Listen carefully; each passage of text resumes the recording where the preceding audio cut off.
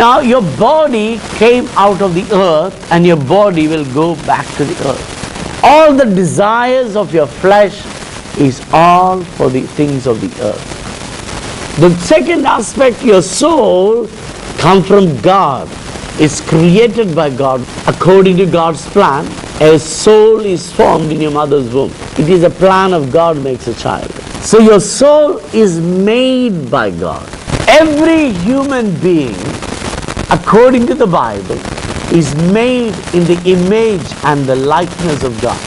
When you were created, God placed a little light within you. That's called your spirit. Man is spiritual by nature. Man is divine by nature. That's why man always wanted to worship something divine. The passion to worship is natural in every human. You know why? We are spiritual by nature. You know why we are spiritual by nature? God's Spirit dwells in us.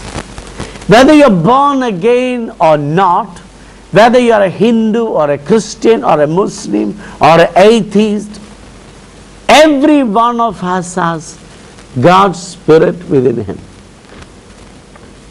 Every one of us has a small light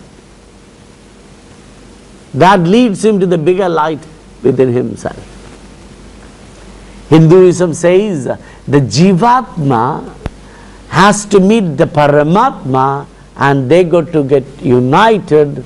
That's the time the moksha take place. And the Bible says when you become born again, your spirit got get quickened and you respond to God and you become a child of God and you will be saved. You will get the moksha.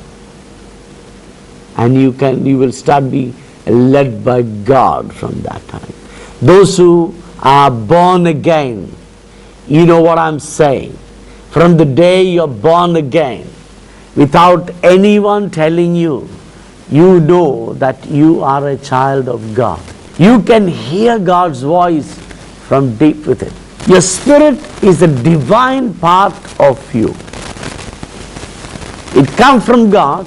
The Bible says when you die, it go back to God. And your soul go back to the place that's designed. Eternity is real. Heaven and earth is real.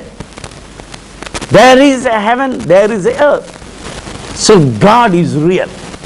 If I say there is a creator behind this, then how much more I need to agree there's a creator behind all the nature that you see around you. Everything is made beautiful. Every plant and every animal, everything has its own design. Those designs doesn't change. And everything around you is created for a purpose. When you live in sin and wickedness and when you live in ignorance of God, your spirit remains like dead, but it's there. It's not that the spirit is not there. If you, when you study about the conscience, there are different kind of people. Some people's conscience are blackened, some people's conscience are seared, some people's conscience are dead due to excessive sin or wickedness. Spirit of man is only part that knows to relate to God. When you become born again, your spirit become alive. That's why you have a hunger for worship. That's why you have a hunger to pray. That's why you have a hunger for loving God and reading the Bible. But one who is not born again, he never feels like that. The people who don't believe in the real God, they will try to prove to you that man is dichotomy, not trichotomy. You know why?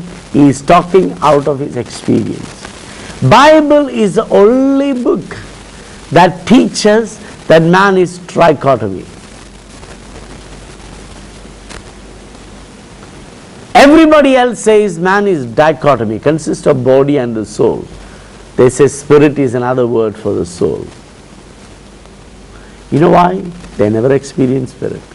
How can I accept something that I don't know or that I never experienced. So when you become born again, you will understand.